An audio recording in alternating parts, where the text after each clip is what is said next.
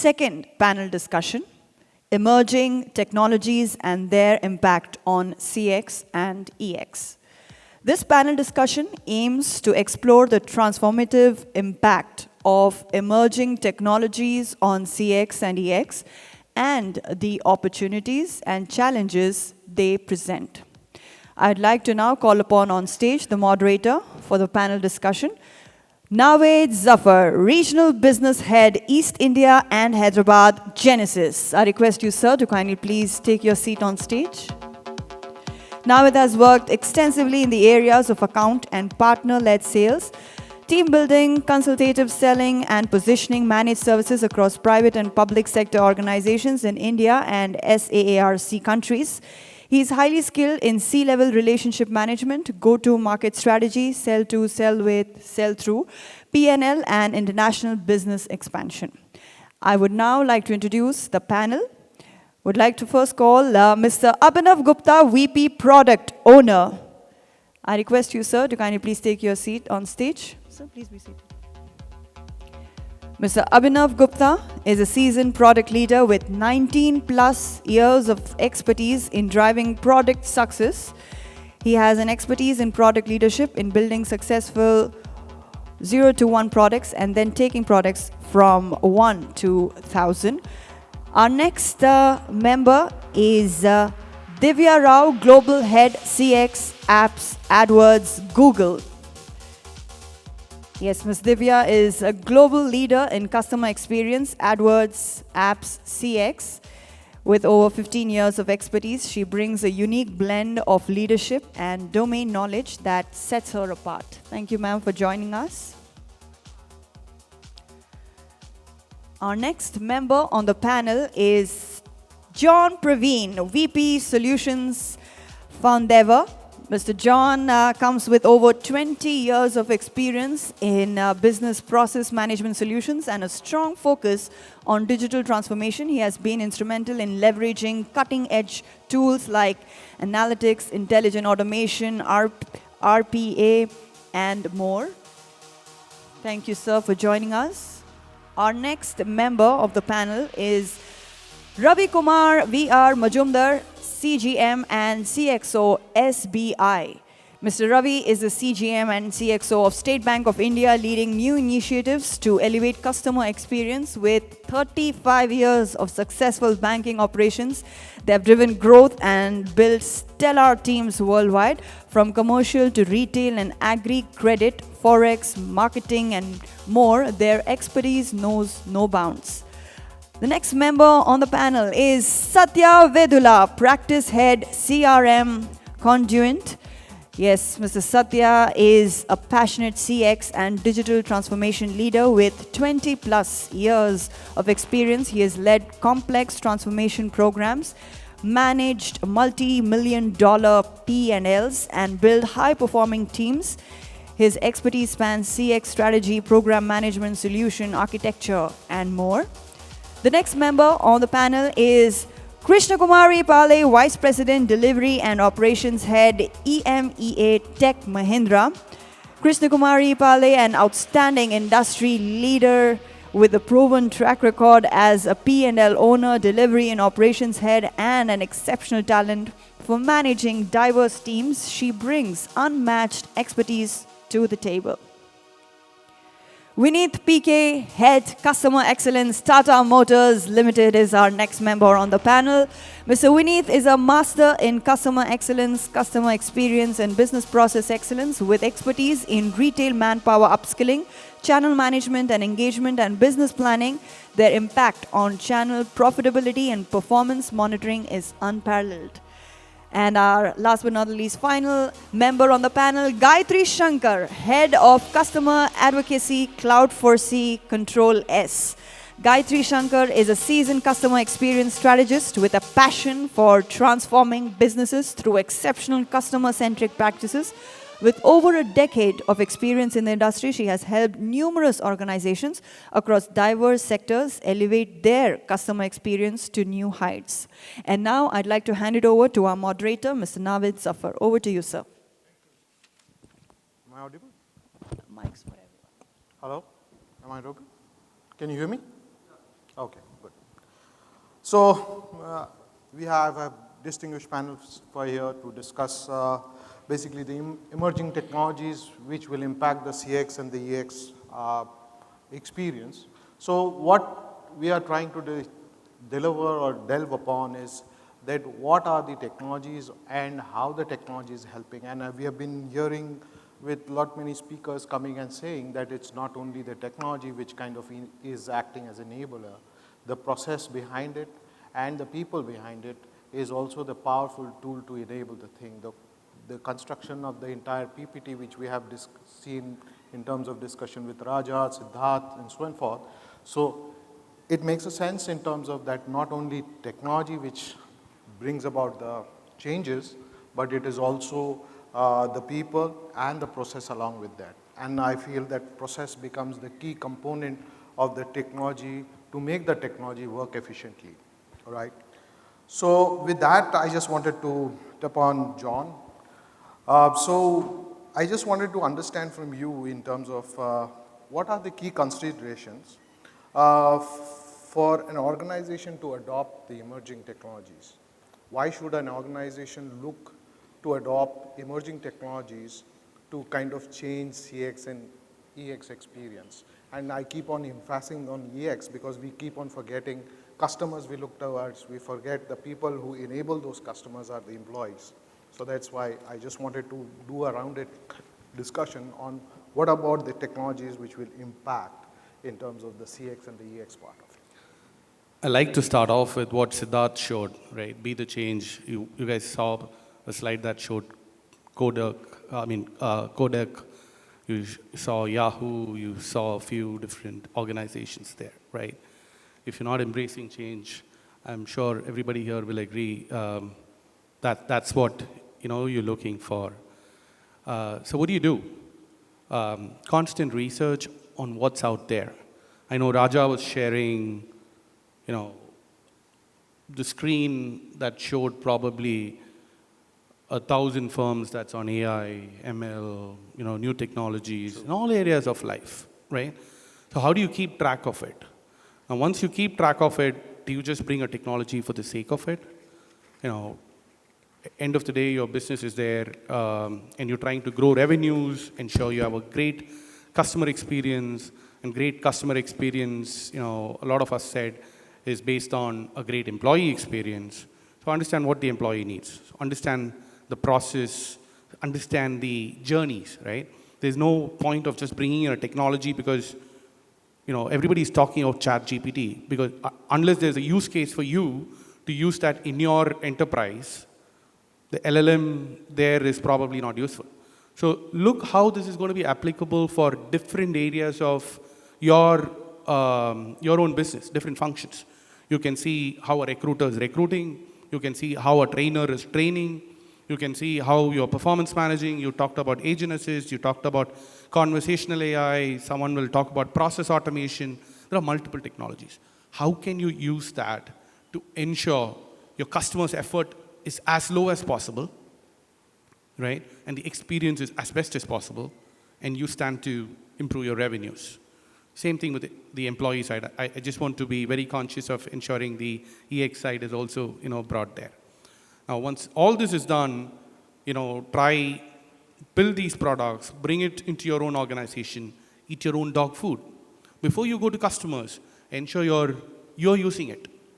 For example, is it possible for us to use conversational AI in hiring, in training, internal engagements before you go sell it to external customers, right? So eating your own dog food is a great opportunity and confidence builder for your organization to then go and sell to others, right? Any product organization will probably agree to that. And the last one is be on a constant journey to look at, how you can change. A lot of times, I know somebody said everything keeps changing every 2 decades. Yeah. I beg to differ. Today's world, everything differs 2 to 3 years, right? Technologies are going off in 2 to 3 years. It's good and bad because there are a lot of new things coming, but be open for change, be open to experiment. Those, I think, would be the key considerations for an organization to look at. Thank you, John. Thank you. And you said the right thing. The technology changes every 1 or 2 years. In fact, as per the internet definition, for the internet year is 45 days. So you can imagine that in our calendar year, how many years we have as an internet years. So that is a point that I take. And I jump on to Ravi. Ravi, I just wanted to understand what John said and to the cue of that. So how do you, like we are talking about emerging technologies, we are talking about so many tools and tackles, we are doing that. But the main problem, as I said, that the most important key component is the process, which is the glue of the entire thing, right? So how do you want to personalize this technology, the emerging technology, or whatever the technology we are talking about, or the organization is talking about? What are the things, how the process gets amalgamated to this thing so that the entire chain of things looks seamless? Yeah. Any kind of emerging technology in a BFSI industry like mine, whether it is banking or insurance or other services, the first and foremost line that has to accept this technology is the employees. Unless the employees adapt themselves to the technology, understand this, assimilate this and digest this, they will not be able to extend the benefit of this new technology to the consumers. So let me digress a little further from the technology and let me go into the domain of science. See, some of you who are students of biology or zoology, you must have heard about this word, double helix. We pass on our traits to our children and from there on to their children through DNA. And if you look at the DNA in a microscope, in an electron microscope, it looks like a double helix, two strings, intertwining with each other. Similarly, customer experience as well as employee experience are inextricably linked. It's a double helix. You cannot separate these two and look at it separately. For example, if you see what happened in COVID, there are two departments, two sort of verticals which have come under tremendous strain. One is the medical fraternity. Some of them are already sitting in the audience. And the second one is the police. These two organizations really faced a hell of a lot of time during the 2-year COVID period. There were so many fatalities among the medical fraternity, so many fatalities among the police also.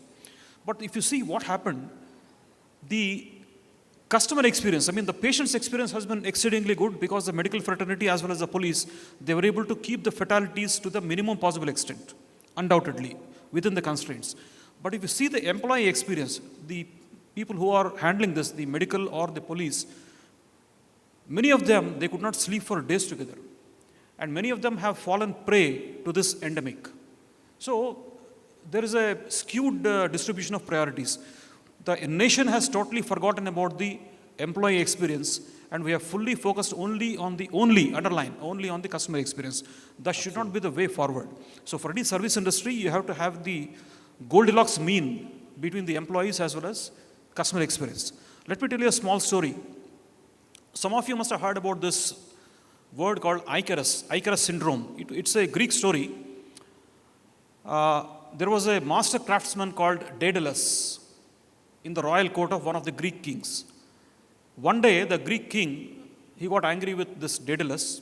So he condemned this Daedalus as well as his son Icarus to an uninhabited island. Daedalus, being the master craftsman, he constructed a pair of wings from the bird feathers as well as the beeswax. And he affixed these two wings to his son, Icarus, the young man. And he told his son, "Dear son, don't fly too close to the sun, lest your wings will get melted and you will fall into the ocean and die. At the same time, don't fly too close to the oceans, otherwise your wings will get wet. Try to maintain a median distance." But Icarus, being the young, hot-blooded boy he was, he flew too close to the sun, the wax melted, he fell into the ocean and died. So one should not fall prey to the Icarus syndrome, especially those who are in the BFSI sector. Go neither too close to the EX, nor go neither too far to the EX, nor too far to the CX. Maintain a healthy balance. Thank you, Ravi. And just I wanted 2 cents from you, Krishna, in terms of, since you are a delivery champion and you had a lot of large projects across this thing. I just wanted to take a cue from what Ravi said in terms of how do you ensure in terms of how when you consult a customer or you are into a delivery project for the customers, where lot of moving pieces you kind of coordinate and put together. So how do you ensure that there is a right balance between the customer's expectation and what the customer is expecting to be delivered? Yeah. So as we said, I think the opening statement was about technology is not all about the transformation. We have seen it's about by the time we blink our eyes, the technologies are changing. But they can be your enabler, but it's your processes. It's your understanding of the needs. And very, very importantly, we would have looked at so many products available today, right? All of you are, Sure. Generating those products and all available. But do we understand the customer environment well? What are their systems? Are you able to integrate your technology offerings with their data seamlessly? It's about the holistic approach is what is very, very critical, is what I see. Taken the best technologies, and we have implemented, we couldn't even implement a single bot for about a year. The problem was not the technology there.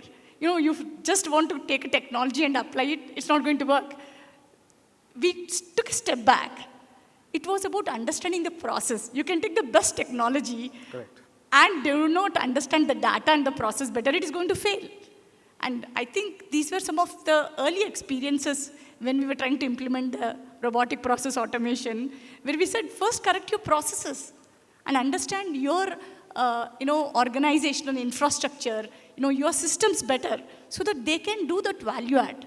So I would say a holistic approach, and then the process understanding and the ecosystem understanding is going to be very critical. Over and above, it's not only implementation. I always keep telling it's about the change management and training. You could have done the best implementations, but all the dollars are gone waste. Agreed. If you have not handled the change management and the training aspect of it. Agreed. These are my practical experiences of handling the digital transformation and the emerging technologies. Thank you. Great insight. And that's why I came to you in terms of just put your 2 cents on that. So I'll jump on to Divya. So Divya, I just wanted to understand in terms of Google has been doing a lot of things on artificial intelligence and machine learning, right? In terms of how it is reshaping, or what are the things you are seeing, the trends in terms of reshaping customer and employee experience using these kind of technologies? And again, I'll go back to my earlier statement in terms of that how do you amalgamate the process and the thing and deliver a better experience? Thanks, Naveed. So let me try and answer this a bit differently. I'm a movie buff myself. I'm hoping everyone's familiar with Marvel, Iron Man, so Jarvis. So that's how I see the future of customer experience. Jarvis, for those who are not aware, is the robot who assists Tony Stark, the billionaire. So it's not so much about the robot, right? It could be either an app or ingrained in the product. But Jarvis, to me, is customer experience of the future in 3 ways. First one is Jarvis always knows what Tony Stark needs even before he asks for it. So that's what businesses would want to do in the future. Personalization to an extent that even before your customer needs it, you know the preferences, you know the data, you know the insights, and you're able to provide what your customer needs. Second one, Jarvis adapts. He learns, he figures out what are Tony Stark's preferences and adapts. Similarly, we need our systems to learn, adapt, and get more efficient. And finally, we are not talking to a chatbot. Like Jarvis was a more human-like with a little bit of humor. And we as humans love conversations. So just getting that element into it makes the whole interaction a lot more enjoyable. So the 3 trends that I do want to share as the trends for the future is definitely 1, personalization, efficiency, and just more enjoyable interactions. So that's on the customer experience side of things. Okay. Yeah. Fair point. And I really take your point in terms of that whatever the technology be, the personalization which a customer can understand or communicate with the technology is more important than anything else. And that's why we keep going around the process. Process is nothing but it's a way to kind of connect. How do we connect to people in the right way, in the right fashion, right? So on that point, I just wanted to jump to Vineet. So Vineet, Tata Motors had been doing a phenomenal job, and you have been a customer excellence manager doing this. Now, as the demography and the consumer behavior is changing, and Tata Motor being Tata Motor from erstwhile days and had been into this segment for a long, how difficult or how cumbersome it is for you to change that pattern, and what are the steps or the tools you people invoke to kind of change that experience of the customer, and what new you are trying to do now? Thanks, Navid, for the question. If I look at the entire purchase journey, you know, these emerging technologies have a lot to offer in terms of providing that engagement and also unlocking the tremendous productivity in terms of man hours that are getting saved and reducing the human error that we see in this process. So I think in one of the ways that you see all the OEMs already trying to put in a lot of digital solutions throughout these stages of the customer purchase journey. Whether it is, let's say, at the discovery stage of narrowing down what is it that you're looking for in a vehicle. And I think Divya also touched upon the fact that an AI or these kind of emerging technologies are better at understanding the needs of the customer compared to a human interaction. And then based on that, we have AR technologies which can help you personalize those vehicles or that variant that you saw through accessories. You have a connected car app that Tata Motors and various other OEMs also, which gives you real-time updates of what is it that is going on in your vehicle. Now, similar to a mobile phone, a vehicle is an extension of a person's expression. Yeah. And that connected car platform is helping in terms of bridging that gap between a machine and a man to that level also. But I think the tremendous scope of easing the customer's life is that car buying today is still a very documentation heavy process. Yeah, You buy a car, you are not just buying just a product. There is an RTO a registration that happens. There is an insurance that you have to buy. If you are buying the vehicle on finance, then there is an auto loan that needs to be processed. If you are liquidating your old vehicle, then there is the entire gamut of exchange that is getting there.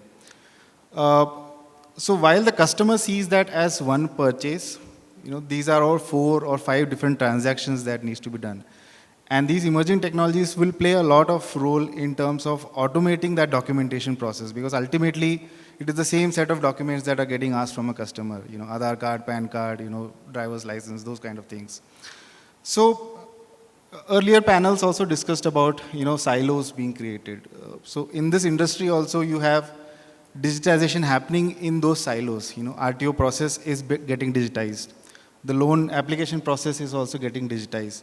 But from an OEM perspective, are we digitizing that entire journey for that customer? Sure. And that is where I think Tata Motors is going to take that next leap of bringing that customer experience where you don't have to worry about those kind of things, and you don't have to actually depend on, from a dealer's perspective, a guy running and doing those errands. Can those things be automated through AI, and that documentation can be automated to an extent where it gives that level of experience that we expect. So it is still a multiple hoops to jump for a customer to buy a car, right? Which I know for sure it does, right? Yeah. But do you see, just being curious, do you see in the next very near future, this entire buying process will get automated, that, okay, fine, I make a purchase intent and I walk into a showroom, take a key and take my car out, and everything else is done? Yeah, absolutely. In fact, you don't even have to walk into a showroom. I mean, we have the concepts of virtual showrooms, already in place by different OEMs. So that is the level of convenience that we are talking about. You don't even have to walk out of your comfort zone of your home. I was having a very interesting conversation with Satish Yeah. in the morning. In fact, so we were discussing that is the market ready for having a virtual showroom and a touch-free kind of a chase.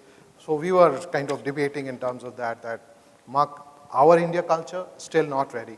Your parents will still walk into an IKEA thing to kind of see how the bed looks like, how comfortable is the sofa, what is a couch looking like, and how does the couch gets you a feeling. So that can be, but the new millennial generations will always prefer that, okay, fine, I buy it, if I don't like it, I'll chuck it out or exchange in the near future. But that generation Y or generation Z still has that fascination of having a touch feel. That's why I said, and I belonging to that Z generation. So I always have the feeling that I need to walk and touch and feel my car to kind of, but yes, I do want to get eliminated with the process of the entire purchase process of RTOs, waiting, number plates, etc., etc. Exactly. Thank you so much, and very insightful. I'll jump on to Krishna again, and Krishna, we have been talking about, and I just touched upon that. So we were saying that, so how do you feel that this kind of process which Vineet was discussing, let's take it in a generic case in terms of that the tools like AI, chatbots, and the virtual reality or something like that, how it is going to solve it? Is it going to at all solve the problem, or is it solving the problem currently? And if not, what are the challenges? If yes, then what are the difficulties it's throwing up?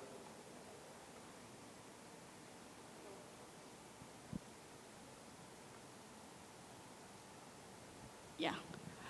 I think I want to take an example. I always say an integrated, right? We are saying silos and all. I want to take an example. We spoke about AI, we spoke about ML, we spoke about data. Then we are speaking about AR, VR. I would want to take an example of how we won an innovation award in this actually, This is for healthcare, very regulated industry. And then you spoke about the new generation. It's all about immersive experience. Correct. So how can a technology come together is what I want to address, and then I'll come to the challenges part, right? You see today, all the kids, right? It's a Roblox, metaverse, experiences, right? But I'm just saying this, we did it about few years back. It was all AR, VR. Okay, take an example of, physiotherapy. Just imagine, we brought an IoT, a sensor-based. Just take a simple stick, put the sensor there, which can capture your movements, right, in terms of your exercises and all. And now that, you tag a gamification to it. So you are wearing a VR, AR, and trying to ride a boat. Just imagine a simple stick with a IoT sensor based, and then you're trying a game, you're playing the game, and as you are getting immersed, you're gaining points, you're getting motivated, you're getting incentivized. Now what's happening is, your data is getting collected. How are you performing? Now this is getting analyzed, and the data is now getting sent to the physiotherapist who's sitting totally virtually.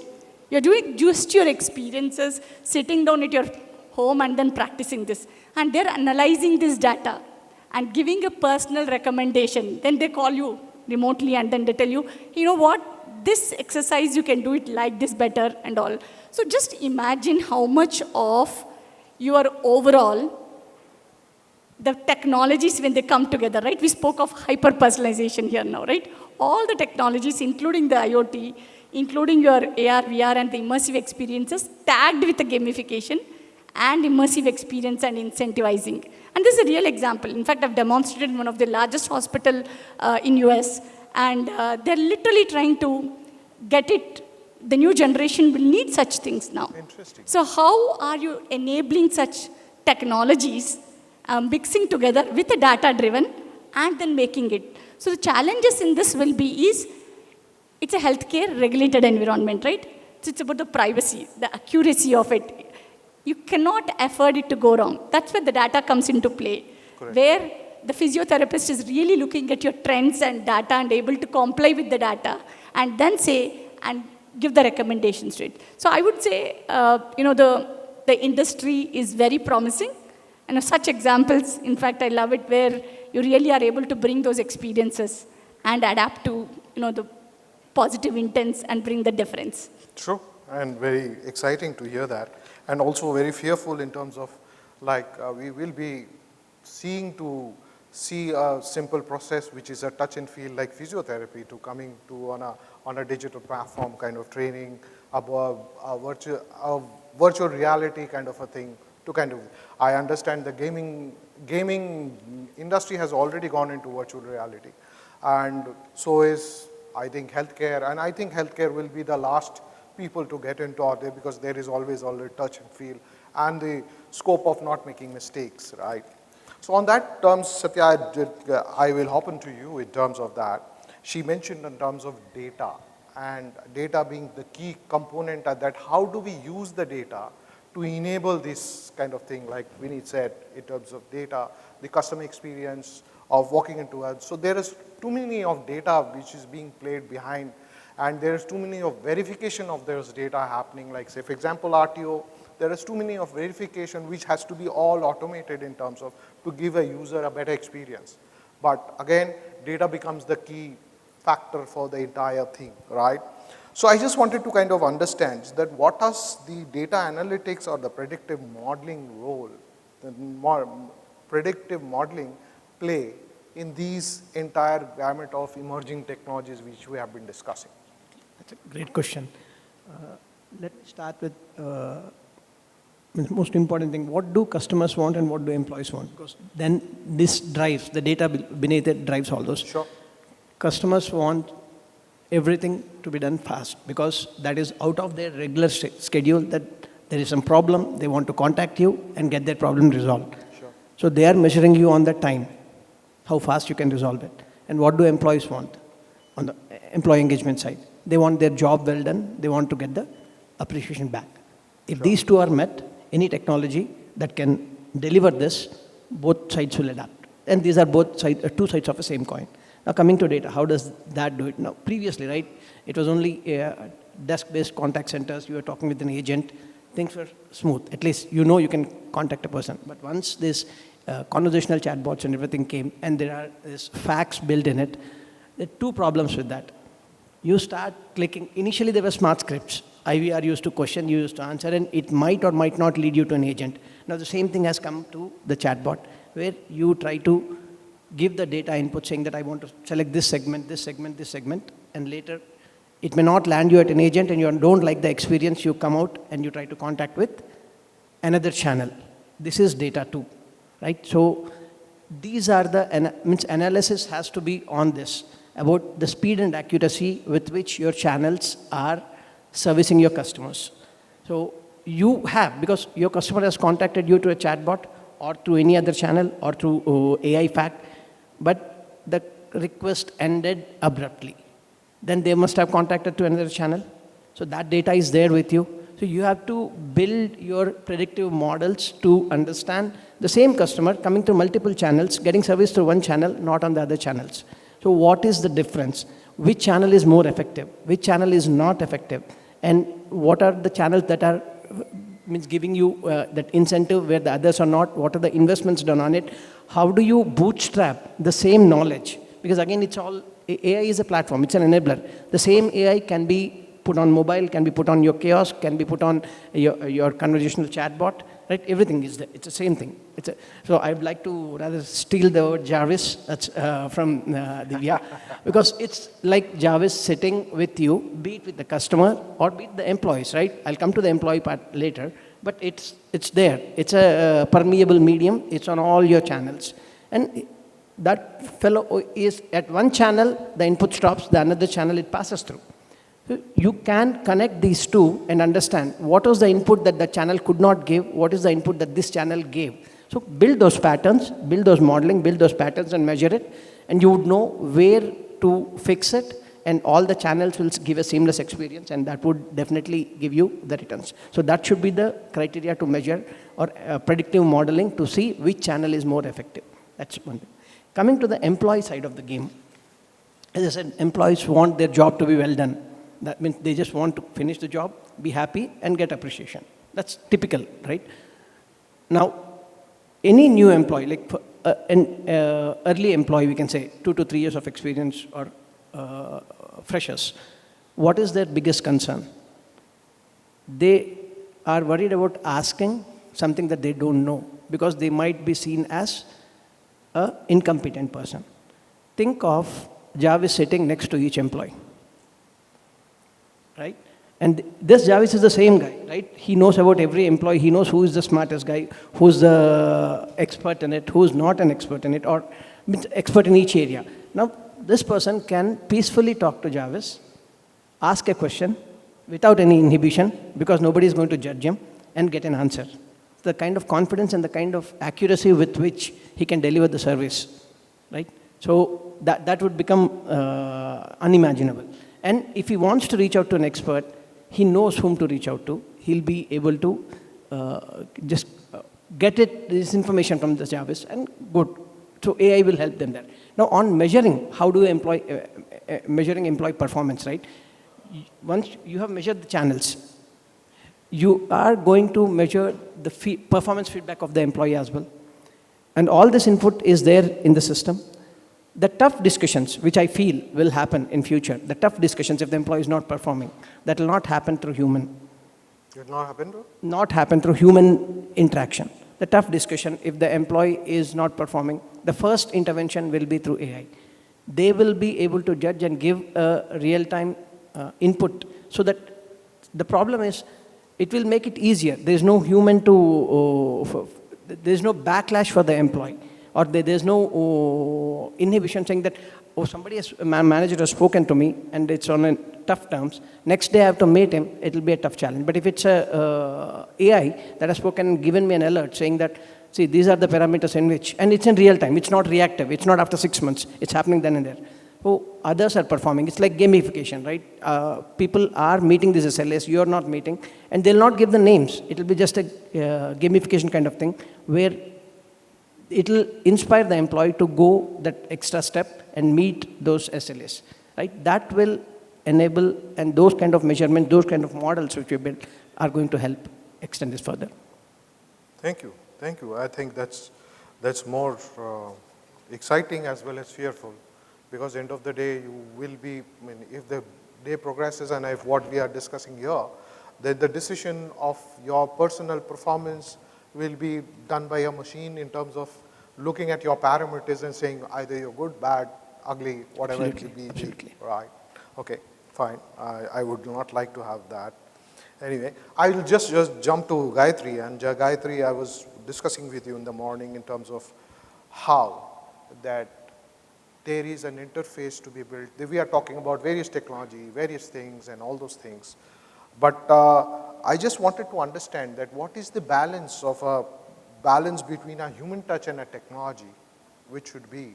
And we were discussing in terms of that a customer comes on to a chat, and then I can take it to a human interaction, how, right?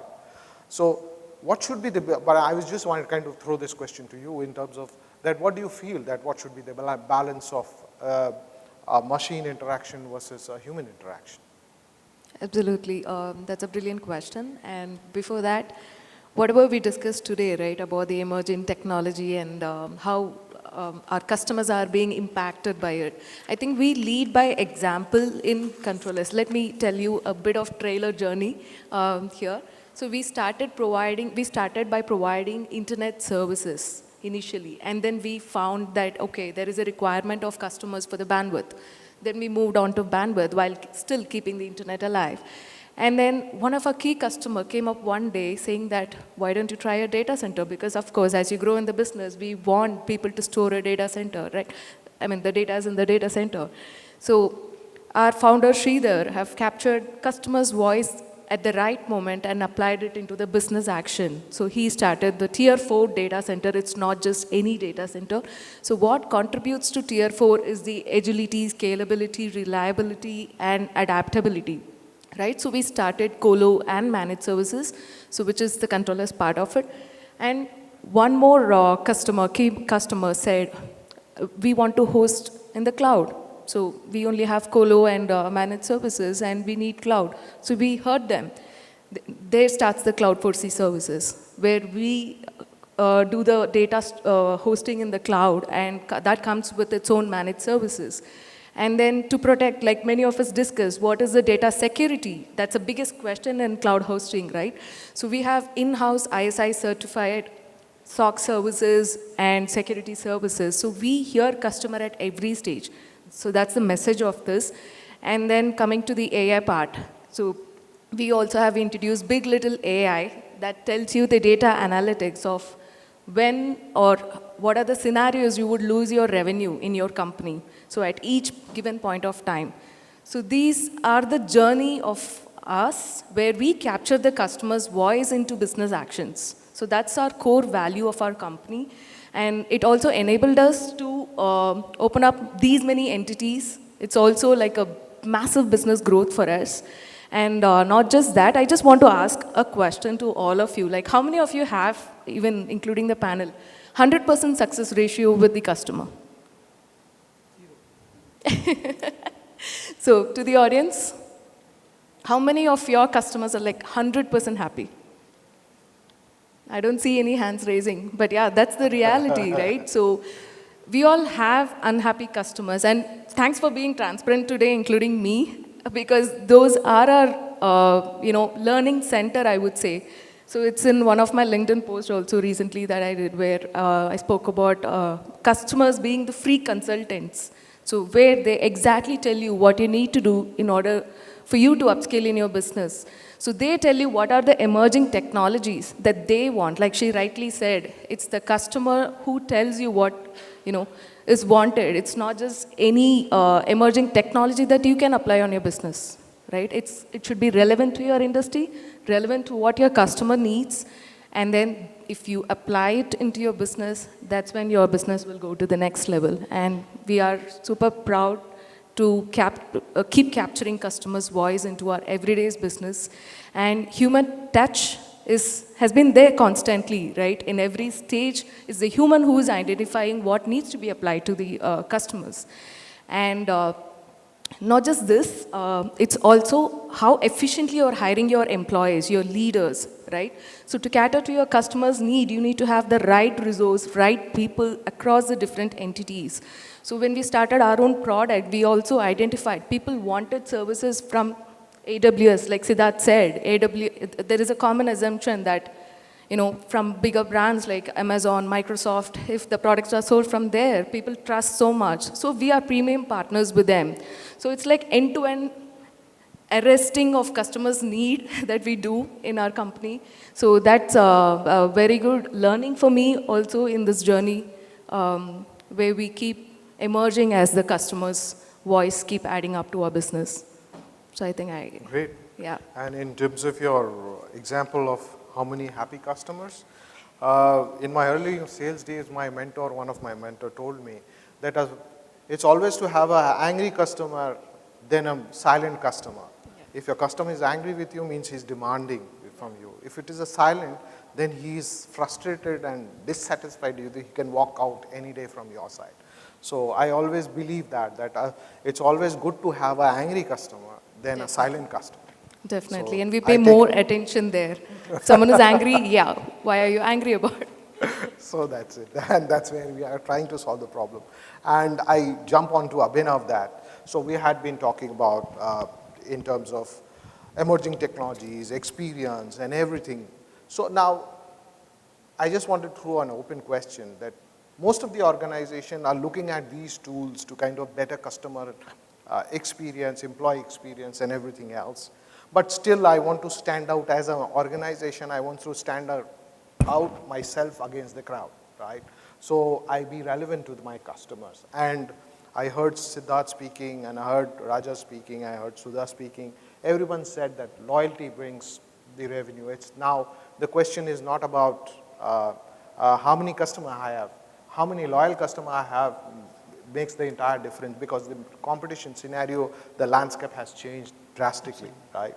So in terms of, my question to you is that in terms of a competition landscape, that what are the key factors which should a customer consider to stay ahead of his competition? And what are the pitfalls they should be avoiding to kind of get into those kind of a scenario, to avoid clashing or to avoid being generalized as such? Sure. No, great question actually. I think I'd like to add to the panel what they said, right? I think we are living in a Zepto generation, okay? The patience level of people have gone down to that extent that 5 minutes, 4 minutes, I sometimes, I'm so amazed like how can a Zepto guy bring my grocery in like less than 10 minutes in my house? I'm like, bag pack करके बैठा था क्या? I'm sometimes amazed. So I think like all the customers today is looking for something which is faster, may not be the perfect solution. I think this is something that I learned from my ex-boss who is sitting over here, Amit. We were doing a project for one of the large wealth management firm, and I'm a perfectionist, so I said like, you know, till the time I just don't do this, I'm not shipping this out and all of that. And he's like super angry. No, you have to do this right now. And he said like, otherwise the customer is going to kill me. And I said like, if you cannot, you know, ship out the product, if not in the best, whatever the best that you can do today, just do that. Otherwise their blood pressure are going to go heavy, number one. Number two, they're going to send so many escalations that for managing that noise, you have to deploy an AI chatbot, okay? So I think that's something that I learned from Amit a long time back. The other most important thing that I usually talk in all of my conversations about like bringing technology. BFSI as a sector has been very slow adapter of the latest technology. We see how manufacturing, operations, supply chain, and all of these e-commerce, great brands, right, wherein they have actually deployed the technology, and then we like, okay, now it has been proven, now we'll deploy this because there's money riding on the floor, right? I'm running a platform at State Street which manages almost $54 trillion of assets, okay? We have zero probability of failures, okay? As an AUM, we have $3.5 trillion of assets, over 90,000 plus employees all over the world. It's massive, right? Any trade that gets executed actually hits our books. We get data in terabytes every single day for one single client. The amount of the data is phenomenal. We've used the best and the state-of-the-art technology that is possibly available under the sun, on the planet Earth, is there. But I think none of our customers, and I'll be very honest, sorry that I'm quoting this, none of our customers have been extremely, extremely happy, and that's why I said, how many of your customers are happy? I said 0. Because customers' expectations are ever changing, ever changing. It cannot, what is important for you today is not going to be important for you tomorrow. I have changed tech stacks of my entire platform, which is an $8 billion platform, in last 6 years, at least 7 to 8 times, okay? Absolutely ground up, right? So it's re-engineering, digital transformations, and all of those things, right? Even while I was at Broadridge, we have tried to use the best and the best technology because we run massive data centers, we run massive operations contact centers, which is pretty important that, we kind of service our clients very fast. Otherwise, we lose customers left, right, and center, okay? And customers to us as enterprise customers, getting one enterprise customer will take years. But then the LTV of the customer is Like when you're building a product like Alpha, or whether you're building a product at Broadridge or any of these are customers for life, right? I mean, SBI doesn't change their platform like every second day, right? SBI, I think they have this tool that they have used like 20 years, they're still there, right?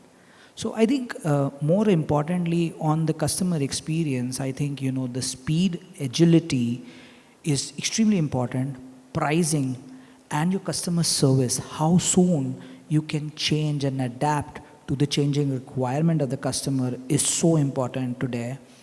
And I think just to add to this, one of my very, very important aspect is if you're not making your employees happy, right, I think everything is going to get lost. Okay, so I come from a military background, right? So I think, you know, in Indian Army, we say that we don't leave our men behind, right? That's the slogan of Indian Army. And I think I've been very blessed that I have never lost any single men or women from my any organization in last 2 decades by zero iteration. So I think, you know, you have to stand behind your folks. You have to make sure that your employee experience, sometimes it's off the records, sometimes it's on the records, sometimes you have to do certain things that's not maybe ethical or non-ethical, maybe. But, you know, when you stand behind your men and women, I think, you know, they'll take care of the business. They'll take care of your business. So, yeah. Great, great. I hear you, and so is the audience. So, the last question, and I want to pan out to the entire thing. So I'll start with you, Vinith, first, and I'll go sequentially with you, all of you. I just want your comment on that. In terms of, we have been talking about, for the last 30, 40 minutes, we have been talking about emerging technologies, AI, chatbots, virtual reality, et cetera, doing that with process and implementing that. But I just wanted to throw a question for a comment from you in terms of that these technologies are these enablers to change a brand perception, bring in customer loyalty? Means, is this the solution for having a loyal customer or increasing my brand perception? Because you are from kind of an OEM side, I wanted to hear from you and then gradually go forward. Sure, Navid. So, I would approach this problem statement from the perspective of, you know, how much agency am I providing to the customer? How much agency of control am I providing to the customer?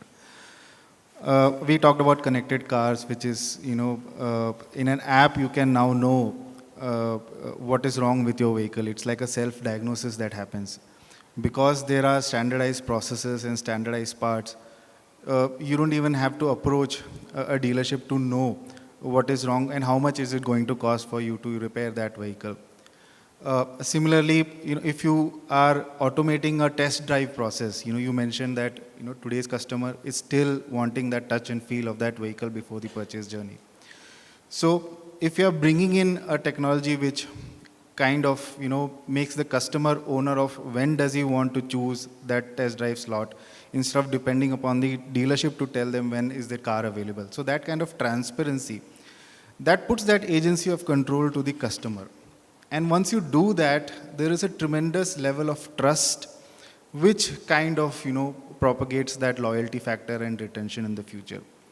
So I think I would look at it from the perspective of how much agency are you kind of giving to the customer to take decisions when it comes to your brand.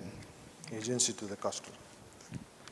No, I think branding is the most important thing, I mean, for any company, right? I mean, we all working for the biggest brands. I think, you know, ultimately the business is about the brand, right? And I think customer who is actually purchasing even an all-pin from your company, right, is actually giving a certificate that your brand stands out, right? And using any of these emerging technologies, I think technology can just be an enabler. And I'm sorry, I'm making a contradictory statement. Technology cannot be business. Technology can just be an enabler. And I'm saying this after spending 20 years in technology, but then it's based out on something that is a core business. So the formula of anything and everything in the branding world is very simple. It's a function of product plus technology plus marketing, right? And that's what we stand for. If you don't have a product which has an underline, whether it is Tata Motor, whether it is Google, whether it is SBI or State Street, it doesn't matter, right? If you don't have a product underneath it, none of the technology is going to work. And if you cannot market your product, right, the best of the products, I'm sorry, Google has great products, but some of those products didn't actually see the sunlight, right? So I think the point is, like, if the marketing is not that keen on actually promoting the product, and there's a saying which says that 50% of your budget in marketing goes waste, but you don't know which 50%, right? So I think if you have about $100 to spend in your business, spend $50 in marketing, and then see that 50%, which is that 50%, we don't know. So I think that kind of defines the brand, the product, and the technology. So it's so important to it. Yeah, thank you. So Divya, I was seeing her smiling when you were saying. I will take an example of a Google product. Yeah. So Google does not need to kind of do. Now Google is used as a verb, like say Google kar lo, and just Google it or something like that. So I think the brand perception for Google is not a challenge. But again. No, but for me, my view is that loyalty drives the brand perception as well. And I'll give you an example of a Google product. One of our faster growing products in India, GPay. GPay karo. That has also become a verb. So GPay is a platform.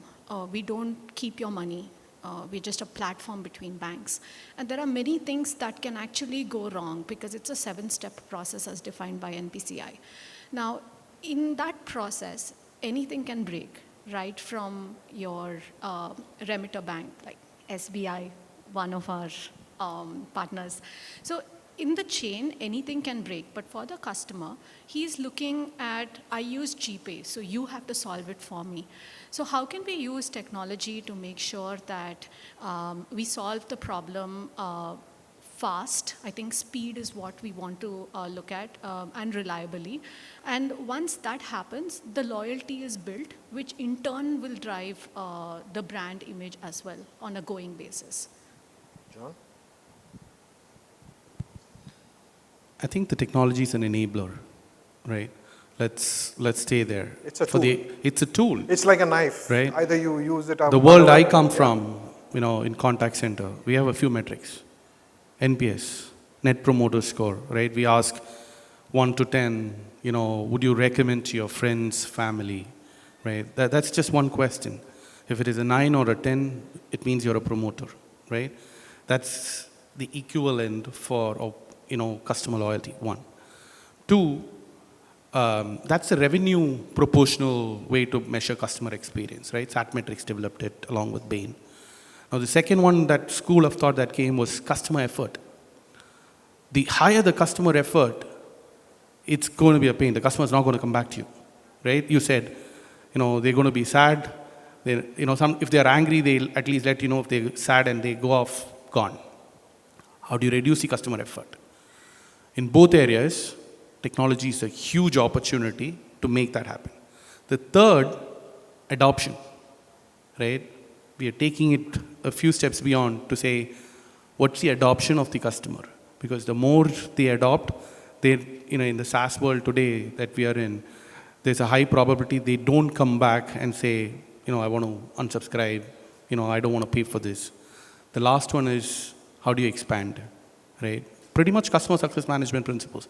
You guys should be doing it in the product world. So customer experience equivalent of NPS, CE, and then how do you take it to adoption and expansion? In all of these, how can I use different areas of AI? Copilot, think of anything that is coming in, right? In my world, if you look at it, how can we use AI in recruitment? She talked about getting the right profile. We look at which is the agent who has the right success of dealing with these type of customers, right? Interesting. How do you then go back and hire those kind of profiles? Are they coming from consultants? Are they coming from which areas? That's one example. Training, how fast can you bring them on board? So how do you bring a training simulator? All of us talked about bots, supporting customers. Now, bots supporting employees. Bots will act as customers and throw those interactions to employees so that the employees get acclimatized to, the situations faster. Same thing, you talked about agent assist across. So overall, in that whole journey, how do you impact these 4 metrics? That's an enabler. Yeah. Ravi sir, you have been a traditional bank and you have still been holding the pivotal position in the banking industry in the India segment. So how you are achieving that in terms of getting your customer loyalty, still using technology, and you have the demography of a customer, it varies from a farmer to a college student, right, who is from one metro city and so on and forth. So what are the challenges and how do you drive that? Yeah, coming to the core question of whether technology begets loyalty or business, the answer is yes. The answer is also no, not yet. Why I said the answer is yes. Now, the median age of India is around 28. Most of you must have been addicted to what is known as one-touch endorphin loop. Thanks to these fintech companies, with one touch of a button, you can buy cryptos. With one touch of a button, you can play options, derivatives, futures, gain money as well as lose money before I finish my, few sentences. Right? You can be a millionaire, you can be a pauper also by the time you leave the hall. That is the power of this one-touch endorphin loop, which is, which has addicted us, mostly by these fintech companies like Grow or Zerodha. So many companies are there. That is one side of the story. Why I said, UPI, the biggest event in the world since the Industrial Revolution is the UPI, the payment revolution, which started in India and is taking the world by the storm. More than 35 countries, including European countries like France and Britain, they are queuing up to adopt India's unified payment initiative. That is one side of the story. The other side of the story, not yet, the answer. Why I said is, we still have 40 crore feature phones in India which are used by the lower middle class, the people at the poverty line, rural, this kind of class. They are not bothered much about your technology and all these things. As Harshini said at the beginning, there is still that particular demography which wants to have the tangibility in the service. I get some direct benefit transfer from the government of India, being a below poverty line person. I go to the bank, I update my passbook to see the 100 rupee credited in my account, which is a subsidy for my gas cylinder. Then I stand in the queue, I withdraw 90 rupees out of that. Then again I go back for the updation of my passbook and I would like to see the balance in my passbook. Then only I'll be satisfied.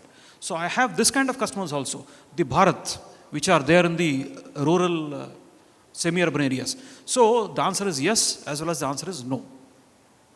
Fantastic point. Satya. And multiple examples to that. If I just will take one example of this summer. I had to plan a trip. Earlier trips, I used to go to TripAdvisor, see the videos of the place, plan, check the Google Maps, see the distances, what can I do in a day, what can I do the second day, how many days, all that. But there was, this summer, I think there was a ChatGPT based app that was Trip Planner or something that was thrown. It came to a lot of people's WhatsApp, all of you must have. I just tried that, a 7-day trip. In a Zap, almost 10 days of effort, which I would do after my office hours, it gave me in a Zap. It gave a good plan, right? Will I go back to it? Undoubtedly.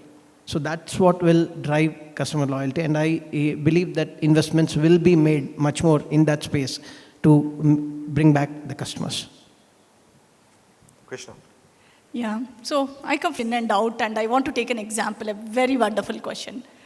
I say a technology, and I want to give an example of how we can drive using these emerging technologies, the loyalty and as well as the brand perception. And this is live experience which we are working on it.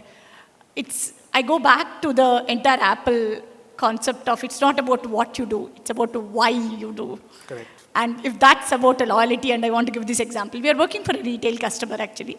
And it's all about hyper-personalization, right? And you're on the website, you go and you give these choices and all. So, the customers go, they browse through and they get into the cart and you're in a decision bind and then you just leave. Now it is about, everybody thinks it's about making money. You don't want to lose that customer because it's about, you have come to that far and you want to sell it. But what we said is, we have applied this analytics, right? And you got into the cart and then you're leaving, then you're making a decision. Can I still go and offer the discount at that moment of where, right? So first what we offered is, I give a discount like a 10%, 15% there itself and they go into the cart. But then we went ahead and then did one more. Why do you want to do it? It's about a loyalty. We said, can we capture there? If at all, we asked the customers, at what price do you want to buy? Okay. And we captured that, in terms of how, when the royalty programs are running or the reward programs are running, just imagine what this data can do. You can go back to all your customers and give that experience saying that, hey, you know what, this brand of Louis Vuitton is available for you at this discount. Do you want to pick it up? Just imagine. It's not even about commission, directly running your personalized experience for these customers. Just imagine of how your technology of your AI, data, your conversational and ability to take the data and use it at the right time has helped you in building loyalty and as well as the brand perception. I mean, I feel this was a wonderful experience where the technology has really helped in terms of, a win-win situation for the customers and as well as the employee and with a personalized experience. Great. Just imagine when you're tapping in, right? And that too at a price where I need to buy that. I think this is the best example I can quote in a live experience Fantastic. of how the technology can bring in. Over to you, Gayatri. Thank you. I can actually relate so much with whatever this panel have said so far. And in my experience, what drives a loyalty customer is when you conduct a survey, for example, NPS, like what he said, right? So you bucket them as a detractor, passive, and promoters, right? So here is a little tip though. So drive a separate campaigns for each buckets. When you are dealing with the detractors, try to understand what they are coming to say. Like I said, we need to pay closer attention to the feedback that we have got from detractors and the kind of effort we put in to make their health status from red to green. When you do that, when a customer sees that you are ready to bring the moon down for them, then there comes the partnership.